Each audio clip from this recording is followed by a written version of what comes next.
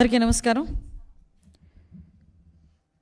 ఈ మధ్య జరుగుతున్న కొన్ని సంఘటనల నేపథ్యంలో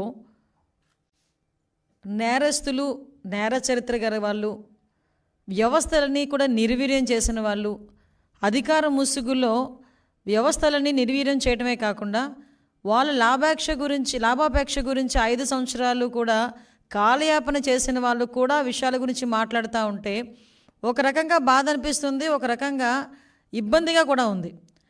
ఎందుకనంటే ఈరోజు ఎన్డీఏ పరిపాలనలో గౌరవ చంద్రబాబు నాయుడు గారి నాయకత్వంలో ఒక విజనరీ కలిగిన నాయకుడిగా, ప్రపంచంలోనే గుర్తింపు పొందిన నాయకుడిగా తన విజన్తో ఈరోజు వ్యవస్థలన్నింటినీ కూడా మళ్ళా తిరిగి పునరుద్ధరించడమే కాకుండా ముఖ్యంగా పోలీస్ వ్యవస్థలో మొత్తం నాశనమైపోయిన పోలీస్ వ్యవస్థని మళ్ళా తిరిగి ఒక ఇటుక పేర్చినట్టుగా ఈరోజు పోలీస్ వ్యవస్థను అంతటినీ కూడా మళ్ళా తిరిగి ఈరోజు మళ్ళీ ఒక రకంగా చెప్పాలంటే మళ్ళా తిరిగి నిర్మిస్తున్నట్టుగా ఈరోజు చేస్తున్న నేపథ్యంలో కొన్ని సంఘటనల నేపథ్యంలో ఈరోజు కొంతమంది నాయకులు అనలేను కానీ కొంతమంది నేరస్తులు అనాలి. వైఎస్ఆర్సీపీలో ఉన్న కొంతమంది నేరస్తులు, మన పులివెందుల ఎమ్మెల్యే గారు అతను ఎలాంటి నేరస్తులు మీ అందరికీ తెలుసు. బాబాయిని చంపిన వాళ్ళు, చంపించిన వాళ్ళు, మొన్నటి వరకు కూడా ఎన్ని మహిళల మీద అఘాయిత్యాలు జరిగినా నోరిప్పని వాళ్ళు, వీళ్ళందరూ మాట్లాడుతున్నారు. ఫస్ట్ థింగ్, వీళ్ళెవరికి కూడా సమాధానం చెప్పాల్సిన అవసరం మాకు లేదు. కానీ మాకు ఓటేసి గెలిపించిన ప్రజలకి సమాధానం చెప్పాలి, ఓటేసిన ప్రజలకి వాస్తవాలు తెలియాలి అని ఒకే ఒక ఉద్దేశంతో ఈరోజు నేను మీడియా ముందుకు రావడం జరిగింది. యాక్చువల్గా లాస్ట్ 5 సంవత్సరాల కాలం 2014 నుంచి 19కి గౌరవ చంద్రబాబు నాయుడు గారు ముఖ్యమంత్రిగా ఉండడం, రాష్ట్ర విభజన జరిగిన తర్వాత కొత్తగా మనం రాష్ట్రం ఏర్పాటు చేసుకోవడం, అటువంటి సమయంలోనే కూడా తన తాలూకు టెక్నాలజీని పునరుద్ధరించుకొని పోలీసు వ్యవస్థలోని సమూలమైన మార్పులు తీసుకొచ్చి క్రైమ్ని తగ్గించడంలోని కానీ, క్రైమ్ ఇన్వెస్టిగేషన్లోని కానీ పోలీసులకి టెక్నాలజీని అందించడంలో ముందున్న పరిస్థితి మనందరం కూడా చూసాం. ఫర్ ఎగ్జాంపుల్, నేను ఈరోజు మాట్లాడుతున్న మాట ప్రజలను ఉద్దేశించి ప్రజలకి చెప్పాలనే ఉద్దేశంతో చెప్తున్నా. అర్థం చేసుకునేవారు వైఎస్ఆర్సీపీలు అర్థం చేసుకునే వాళ్ళు ఉంటే అర్థం చేసుకుంటే ఒకసారి మంచిదని కూడా నా అభిప్రాయం. ఈరోజు మనకి CCTNS అని చెప్పి క్రిమినల్ ట్రాకింగ్ నెట్వర్క్ సిస్టమ్ అని చెప్పి 2014 నుంచి 19 వరకు ఇది డేటా అప్లోడ్ చేయడంలో ఇండియాలోనే ఏపీ నెంబర్ 1 పొజిషన్లో ఉండేది.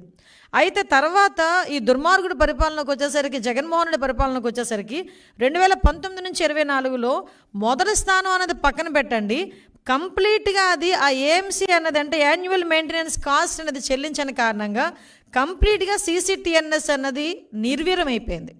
అంటే ఒక్కసారి మీరు ఆలోచన చేసుకోండి, అంటే పోలీసు వ్యవస్థని ఎంత నిర్వీర్యం చేశారని చెప్పడానికి చెప్తున్నాం. అట్ ద సేమ్ టైం నేను చాలా సందర్భాల్లో చెప్తా, finger print identification network system అని చెప్పి 2014 నుంచి 19లో నైట్ బీట్స్ సమయంలో కానీ, ఎక్కడైనా అల్లర్లు జరుగుతాయి అనుకున్న సమయంలో కానీ, జాతరలో కానీ, క్రౌడ్ ఎక్కువగా ఉన్న సిచ్యువేషన్లో కానీ, అనుమానాస్పదంగా ఎవరైనా తిరుగుతున్నప్పుడు కానీ, నైట్ బీట్లో కానీ, పెట్రోలింగ్లో కానీ ఎక్కడైనా అనుమానాస్పదంగా ఎవరైనా తిరిగితే ఆ కిట్లతో తీసుకెళ్ళి జస్ట్ ఆ ఫింగర్ ప్రింట్ పెట్టేసరికి అతని తాలూకా నేర చరిత్ర ఉన్నవాడా కాదా, అతని క్రిమినలా కాదా, రౌడీ షీటరా కాదా, ఈ డేటా అంతా కూడా ఇమ్మీడియట్గా వచ్చి ఒకవేళ ఇన్ కేసు అలాంటి వాళ్ళు అయితే కనుక ఈ నియర్ బై పోలీస్ స్టేషన్కి అప్పచెప్పి నేరాలు నరికట్టడంలోనే అది ప్రముఖ పాత్ర వహించేది. దౌర్భాగ్యం ఏంటంటే దానికి ఒక 10 కోట్లు ఎంతో కడితే తిరిగి పునరుద్ధరించే పరిస్థితి ఉంది. దానికి 10 కోట్లు కూడా 5 సంవత్సరాల కాలంలో 10 కోట్లు కూడా ఫింగర్ ప్రింట్ ఐడెంటిఫికేషన్ నెట్వర్క్ సిస్టమ్కి ఇవ్వలేని వాడు ఈరోజు బయటకు వచ్చి తగుదనమ్మా అని మాట్లాడుతూ ఉంటే ఆయనకి సిగ్గనిపించట్లేదేమో కానీ మాకులాంటి వాళ్ళకి చాలా ఇబ్బందిగా మాత్రం అనిపిస్తుంది. At the same time crime spot vehicles అని చెప్పి నేను ఇవి మచ్చుకొని చెప్తున్నా.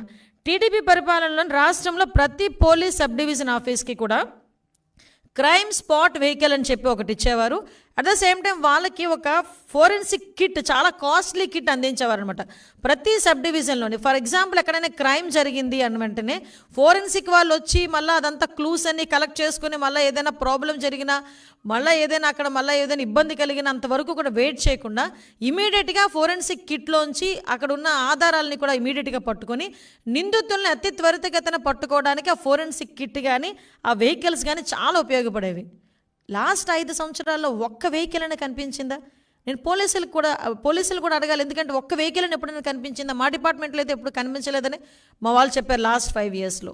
అంటే దానికి కూడా కనీసం ఎంతో కొంత అమౌంట్ ఇస్తే అవి కూడా తిరిగి మళ్ళీ పనిలోకి జరుగుతాయి.